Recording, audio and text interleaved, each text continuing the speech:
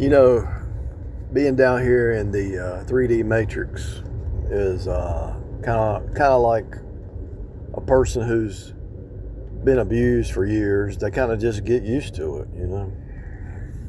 They get used to it because you keep getting hit with stuff. Now, a lot of times, you know something's going to happen before it happens because the cycles, you know, every 5 years you need to change your battery.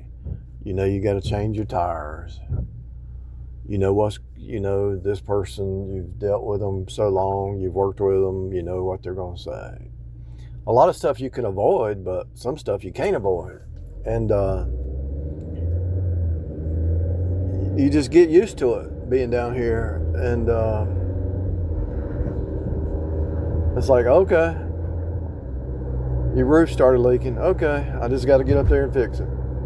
Okay, it's like nothing really shatters you anymore. You hear through the grapevine, was his name's wife cheated? Okay, yeah. Or you hear through the grapevine, what's her name's husband cheated? They're divorced, whatever. You just keep hearing the same stupid stuff over and over and over and over and over and over. Somebody lost their job. Oh, did you hear the news? Somebody got cancer. Somebody this, this. And you're like, it's like, okay. And if you turn the TV on, even YouTube, if you watch certain channels with all the channels about the news, there was a shooting in the city. There was somebody poisoned their spouse, or somebody did this, or now, what's weird now is it's getting more crazy where the parents are killing the kids, or the kids are killing the parents. It's getting more bizarre and more bizarre and more bizarre. And so, after you've been down here for enough cycles, you're like, okay, what's next? I've seen that before. I've heard that. I bought that t-shirt. And so that's why most of the saved people say, I'm ready. You know, if you talk to enough Christians long enough, they'll say, I'm ready for home. I'm looking for home, looking for heaven. Now, then you can also shift your consciousness and say, okay, so yeah, this is a cutting field. This is like a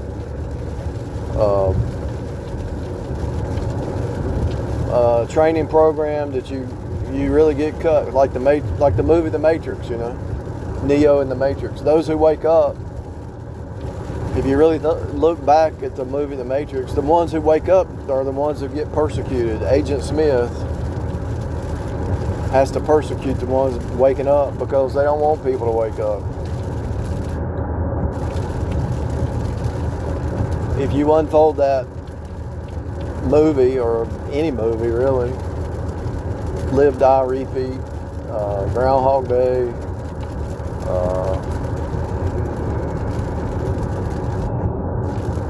all the time travel movies, or just any movie really, it's all the same stuff. They're telling you a story. The movies where the AI, the identity movies where they're trying to steal your identity, and destiny swap and stuff like that, that's really happening. The only people who can see that kind of stuff are usually the dark side. But once you start to wake up as a believer, you start to see it. Hey, all that was real. You heard about it. You know, you didn't understand it, but the more you meditate on it. See, the reason they want you stuck on the TV and the music and all that is so you don't wake up, you know, so that you don't wake up. I mean, a lot of times people throw you under the bus because of somebody said something, or some kind of family member said something and it wasn't true.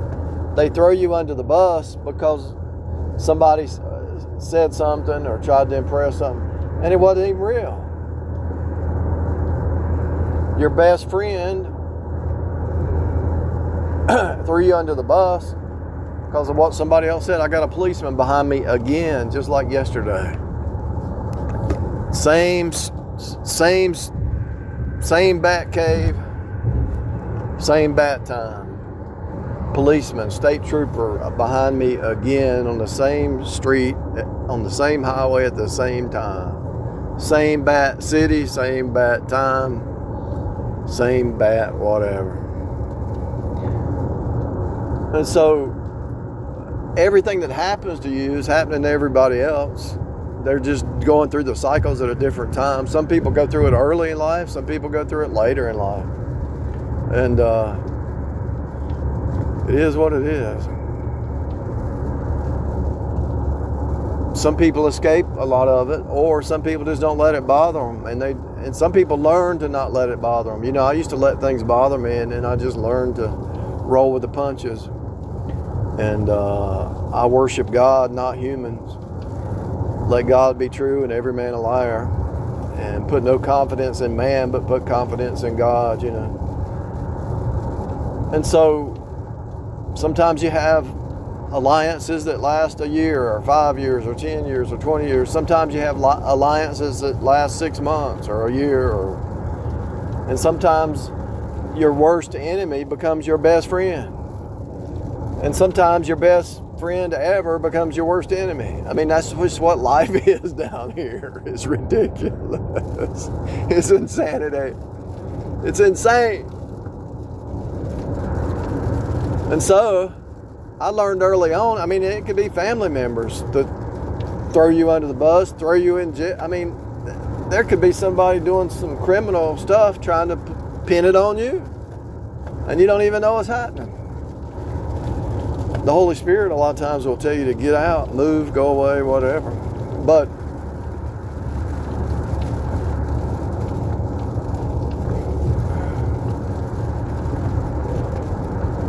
then you finally say, okay, God, you told me in your word that I can only trust you, so let me just trust you. And so then if you ever get to the point where you understand walking in the Spirit versus the flesh mind is a real thing, if you ever step into that and you say, well, okay, so I'm not from here. Why am I concerned about this place? Because this is not even my home. I got to maintain my body ship, my car ship, my house ship, my relationship, my friendship. I got to maintain some ships. But at the same time, if they all fall apart, it is what it is, you know. And then a lot of times when you finally say, you throw your hands up and you say, I just don't care anymore. I don't care who, I just sit outside and look at the stars all day. You get to the point where you throw your hands up, and then after you do that, you finally give up. You know, that's part of walking in the Spirit is finally somebody realizing they can't do it. They can't do it. Lord, I can't stop doing this, or I can't stop saying this, or I can't stop thinking. Lord, I can't stop. I need your help. And then that's where God wants you, you know. And so a lot of this stuff that happens in your life is for God to push you to the point where you finally say, Lord, I can't do it. And then he says, okay. It's kind of like the swimmer.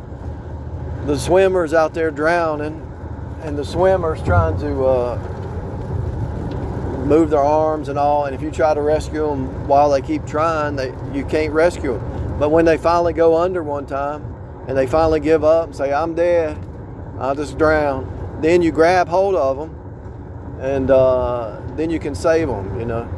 And so that's the same exact concept of walking in the Spirit, trusting God, depending on God. I mean, these highway troopers are actually pulling people over and pouring down rain, but you never see them any other time. It's ridiculous. But anyway, so that's the way it works in life. It could be a career, a job, whatever. You trying to do this and do this and do this, and you finally say, you know what? I'm done trying. Lord, whatever you want. If you've been betrayed, if you've been lied to, if you've been cheated on, if you've been thrown under the bus, let it go. Because Jesus, their high priest after the order of Melchizedek, understands all your trials and tribulations. He's been through everything that you haven't even been through everything he's been through. But usually is the servant greater than the master? If he went through it, you're going to have to go through it. Maybe not everything, because you probably couldn't take everything, but you are going to have to die one day, whether it's in a car wreck, a hospital bed, or somebody, whatever, crime, whatever. You will die one day. And he had to die, so you might as well die daily now. So whenever you do die, you've already died 1,000 times daily, so you're ready to get out of here. But if you're depressed, sad, upset, living in the past, let it go. It don't even matter. Just start today. Start planting the seed today.